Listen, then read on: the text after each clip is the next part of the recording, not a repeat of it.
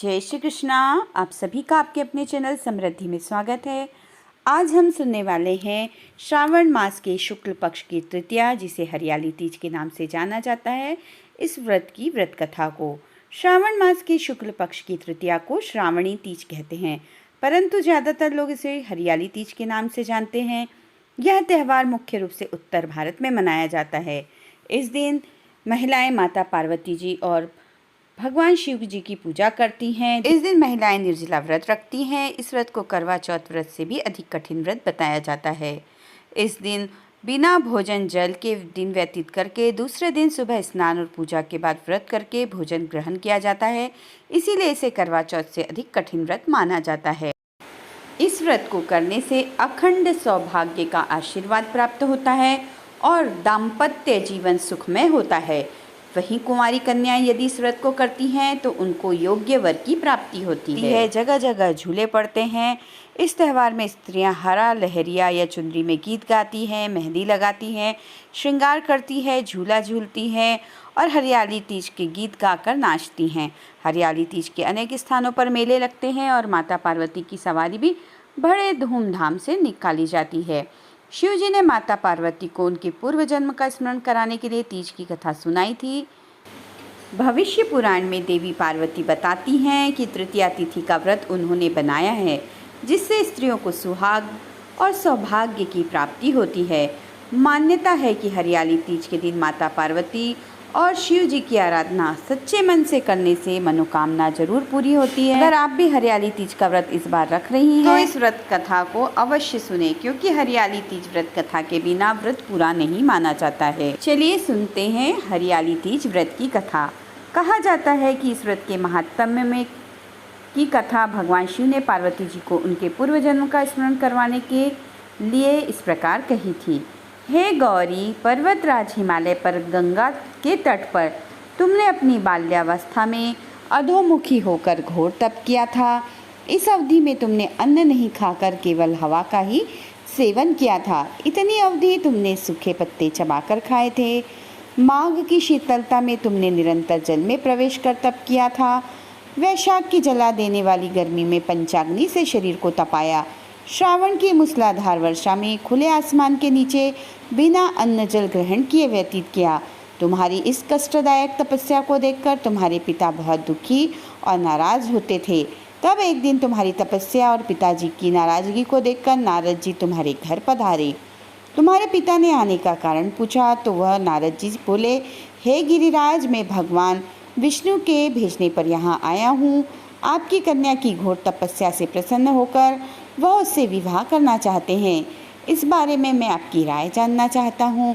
नारद जी की बात सुनकर पर्वतराज अति प्रसन्नता के साथ बोले, श्रीमान, यदि स्वयं विष्णु मेरी कन्या का वरण करना चाहते हैं तो मुझे क्या आपत्ति हो सकती है। वे तो साक्षात ब्रह्म हैं। यह तो हर पिता की इच्छा होती है कि उसकी पुत्री सुख संपदा से युक्त पति के घर की लक्ष्मी बने। नारद जी तुम्हारे पिता के स्वीकृति पाकर विष्णु जी के पास गए और उन्होंने विवाह तय होने का समाचार सुनाया। लेकिन जब तुम्हें इस विवाह के बारे में पता चला तो तुम्हारे दुख का ठिकाना नहीं रहा। तुम्हें इस प्रकार से दुखी देखकर तुम्हारी एक सहेली के तुम्हारे दुख का कारण पूछने पर तुमने बताया, मैंने सच्चे मन से भगवान शिव का वरण किया है, लेकिन मेरे पिता ने मेरा विवाह विष्णु जी के साथ तय कर लिया है। मैं विचित्र धर्म संकट में हूँ। अब मेरे पास प्राण त्यागने के अलावा कोई और उपाय नहीं बचा। तुम्हारी सखी बहुत ही समझदार थी। उसने कहा, प्राण छोड़ने का यह कारण ही क्या है। संकट के समय धैर्य से काम लेना चाहिए। भारतीय नारी के जीवन की सार्थकता इसी में है कि जिसे मनुष्य के रूप में एक बार वर्ण कर लिया तो जीवन पर्यंत उसी से निर्वाह करे। सच्ची आस्था और एक रिश्ता के समक्ष तो भगवान भी असहाय है। मैं तुम्हें घनघोर वन में ले चलती हूँ, जो साधना स्थल भी है और जहाँ तुम्हारे पिता तुम्हें खोज भी नहीं पाएंगे। मुझे पूर्ण विश्वास है कि ईश्वर अवश्य ही तुम्हारी सहायता करेंगे। तुमने ऐसा ही किया। तुम्हारे पिता तुम्हें घर में ना पाकर बड़े चिंतित और दुखी हुए। इधर तुम्हारी खोज होती रही और उधर तुम अपनी सहेली के साथ नदी के तट पर एक गुफा में मेरी आराधना में लीन रहने लगी। तुमने रेत के शिवलिंग का निर्माण किया। तुम्हारी इस घोर कठोर तपस्या के प्रभाव से मेरा आसन हिल उठा और मैं शीघ्र ही तुम्हारे पास पहुंचा और तुमसे वर मांगने को कहा। तब अपनी तपस्या के फलीभूत मुझे अपने सामने पाकर तुमने कहा, मैं आपको सच्चे हृदय से पति के रूप में वरण कर चुकी हूँ। यदि आप सचमुच मेरी तपस्या से प्रसन्न होकर यहाँ पधारे हैं तो मुझे अपनी अर्धांगिनी के रूप में स्वीकार कर लीजिए। तब तथास्तु कहकर मैं कैलाश पर्वत पर लौट गया। उसी समय पर्वतराज अपने बंधु बांधवों के साथ तुम्हें खोजते हुए वहाँ पहुँचे। तुमने सारा वृत्तांत बताया और कहा कि मैं घर तभी जाऊँगी जब आप महादेव से मेरा विवाह करेंगे। तुम्हारे पिता मान गए और उन्होंने हमारा विवाह करवाया। इस व्रत का महत्व यह है कि मैं इस व्रत को पूर्ण निष्ठा से करने वाली प्रत्येक स्त्री को मनवांछित फल देता हूँ। इसीलिए हर महिला को अखंड सुहाग की कामना करते हुए इस व्रत को पूर्ण आस्था और निष्ठा से अवश्य करना चाहिए। अब जान लेते हैं इस व्रत की विधि के बारे में। इस व्रत में सुहागन स्त्रियां स्नान आदि से निवृत्त होकर मायके से आए हुए कपड़े पहन लें। पूजा के शुभ मुहूर्त में एक चौकी पर माता पार्वती के साथ भगवान शिव और गणेश जी की प्रतिमा या चित्र स्थापित करें। माँ पार्वती को 16 श्रृंगार की सामग्री, साड़ी, अक्षत, धूप, दीप, गंध आदि अर्पित करें। शिव जी को भांग, धतूरा, अक्षत, बेलपत्र, श्वेत फूल, गंध, धूप, वस्त्र आदि चढ़ाएं। गणेश जी की पूजा करते हुए हरियाली तीज की कथा सुने।